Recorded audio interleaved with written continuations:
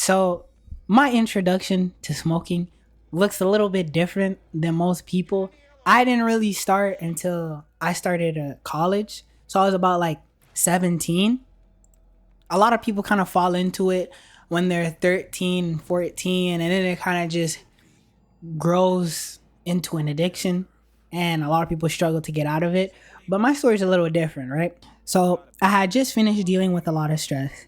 Not stress, grief grief that I worked through. Well, at least I thought that I worked through to the best of my abilities, right? But so fast forward, and now I'm in college. Not really fast forward. It's literally like a month or two after. So now I'm in college, and I just I felt like I needed a break because now that I've just recently worked through some, I'm in school again, and then on top of that, I low key knew that there was nothing here for me. Like, I'm learning about a whole bunch of things that I don't really care about. I kind of thought to myself, yo, I'm wasting my time here. The degree that I'm trying to get, I don't even give a fuck about, to be frank, right? So all of these thoughts kind of just combined in my head, and it was just like, yo, I need a break. I need something to let me relax, right? And so I remember one day I was with one of the homies and we were in his car, right? And I don't remember what we were doing or where we were even going, but he had just finished going to the dispensary. It was after we finished what we were doing.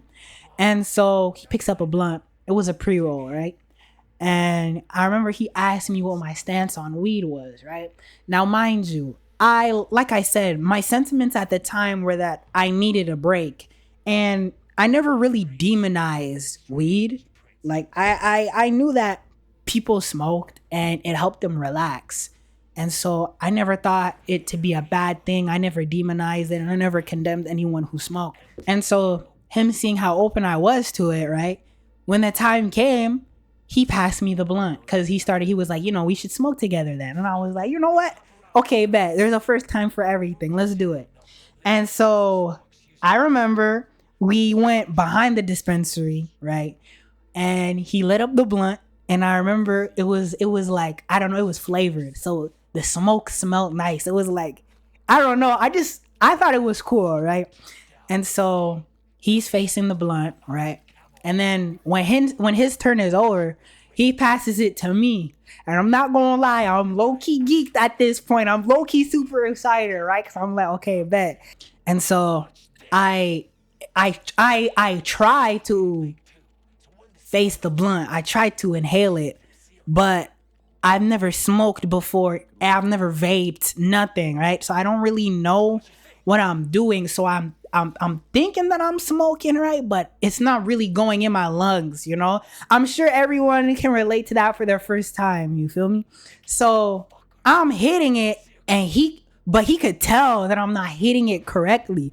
So then he tells me to pull the smoke into my lungs. And I'm like, bro, I thought this is what I'm doing. Aren't I doing it? And so he gives me a demonstration and he's like, okay, once you put the smoke in your mouth, right?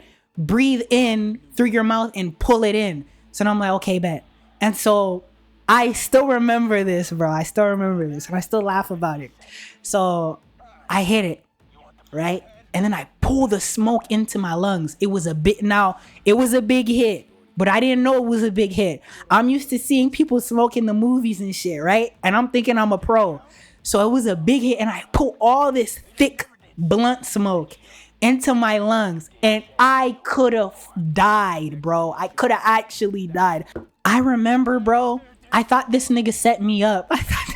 I thought he was just trying to make a joke out of me, bro. I was like, there's no way people smoke like this, right? I'm thinking that in my head, but I'm coughing. I'm about to throw up, bro. I'm coughing so much that everything inside of me is like, I'm sure we've all been there, right? Where you almost throw up. And I was like, bro, I had tears in my eyes. And I remember thinking, yo, why do niggas even smoke? This shit is not pleasant at all, right? But we continue, right? And I keep doing that process little by little, right? But I remember just getting like absolutely cooked by the smoke so bad that I told myself I'm never smoking again, right? But I didn't feel anything, right? And then he was like, are you sure you don't feel anything? And I was like, yeah, no, I don't feel anything, right? And then he was like, okay, well, just wait for a second, right?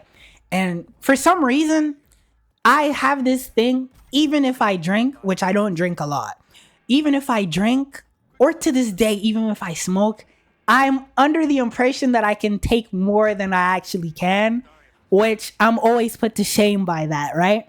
So we left behind the dispensary and we went to the gas station to get drinks because, like I said, my shit is cooked. My throat is cooked. Pause. Mega pause. And so I'm staying in the car. He goes into the dépanneur, right? That's what we call it over here, gas station. We speak French. But anyways, he goes into the gas station, right? And I'm just chilling in the car, right?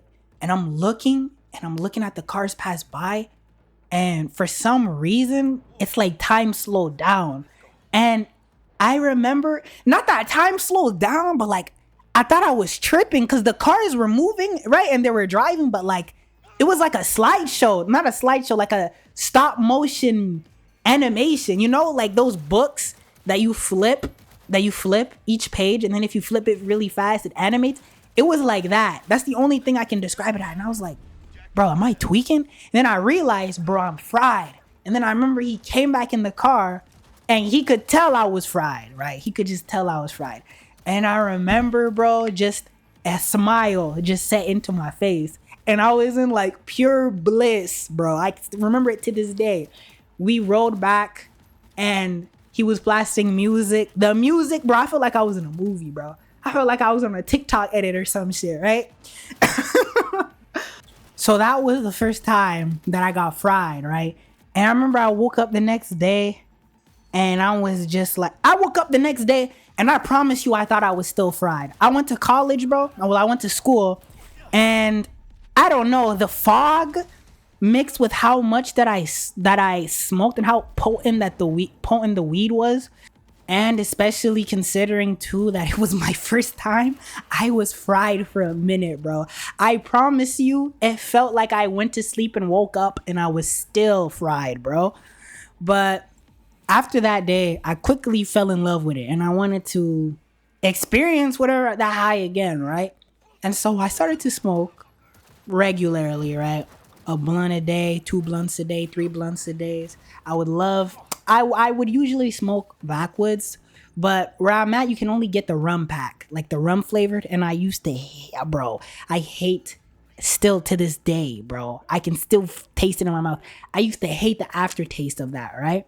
But nonetheless, bro, we thug it out, bro. So I used to really start smoking a lot, right?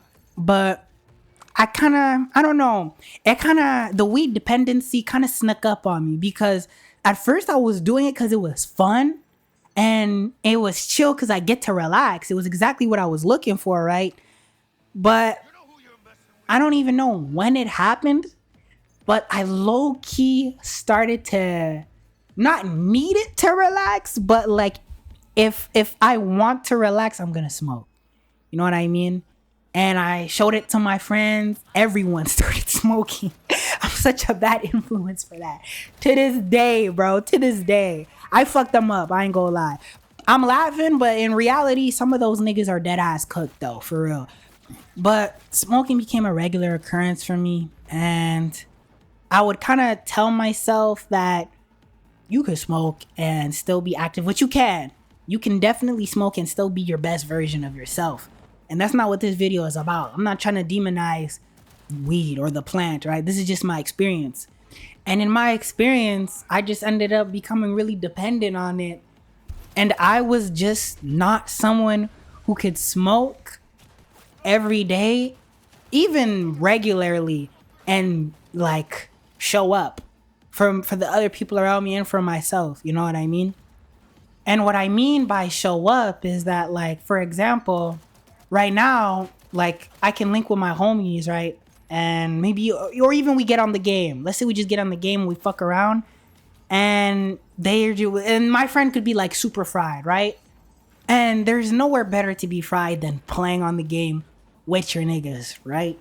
But it's just like, when we're always fried all the time, no matter the activity that we do just so we can have more fun or because we want it to be better, we kind of just miss being in the present moment. Like, we don't really show up fully as ourselves. We kind of show up as a sedated, dumbed down version of ourselves. And it took me to stop smoking and to hang out with my friends and to do activities with my friends again to see how it was really affecting our whole friend group and us. And it kind of sad. It's like, bro, everybody's personality is gone. You could genuinely want to get on the game or link with your homie and have spend some quality time with them, talk about some real shit, right? Or just even just talk about life together. And he's just fried, and it's just like he's not really in his right state of mind because he's so geeked. And it's kind of like, bro, I kind of miss the days when we were all sober and we would all hang out and we could genuinely have fun and we could fully be present as ourselves. But it's like those days are over, and I kind of realized that, and I kind of realized how much damage I did do passing weed to my friends, you know what I mean? Because now they can't even show up for themselves. And I had this one homie actually in particular. I actually didn't introduce him to weed. It was someone who I introduced him. I introduced somebody and then he introduced him, right? And he had these, I remember, bro, he had these dreams of becoming a director. Now he's just a bum. And I mean this respectfully, but all this nigga does is just sit in his room, smoke, and feel sorry for himself. And he feels sorry for himself primarily because he's a bum now. Like, all he does is smoke. And nothing good comes out of it. Like, no productivity, nothing. And it's like an endless loop of just self-loathing. And I don't think he realizes that, like, maybe the weed isn't maybe it's not the weed that's making him be a bum. It's his own complacency, but the weed is what is really like putting that shit on steroids, right? Because one thing about weed is that, like, if you're high and you're sad, you gonna be sad, bro. If you're high and you're mad, you gonna be mad. You know what I mean? And it's like, this dude is just always high, and he's just always in a bad state of mind. And I've tried to tell him to put that shit down, and he just lashes out on me, and he lashes out on everyone who tries to help him. And I'm looking at this. Bro. I step back and I'm looking at this. I'm like, damn, yo, this shit low key, like, if you're not careful with it, it can be really self-destructive, right? So I just took the decision to, like, just stop. You know what I mean? I just got tired of not being fully present in the moment. You know what I mean? And I didn't want people who value my company and value my time to come and try and talk to me and be disappointed that I've shown up and I'm not myself, or like I'm not as sharp as I should be, and I can't really have a conversation like that with them like they wanted, because I really do value the people around me and I want to give them the best that I can give.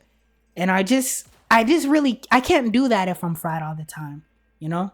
And that's really the reason why that I just stopped smoking, me personally. I just couldn't do it and be the best version that I could be. Some people can. I'm not some people though. But yeah, that's just my story. And I hope you guys enjoyed the video, and I'll see you guys in the next one.